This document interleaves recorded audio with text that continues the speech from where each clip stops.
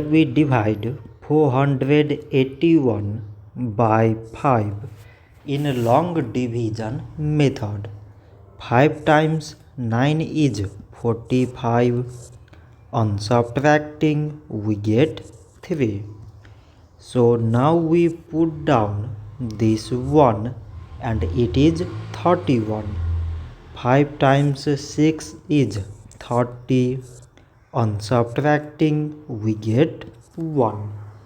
So now we have no any other number to put it down. So we take here decimal, so that we put 0. So it is 10 and 5 times 2 is 10. On subtracting we get 0.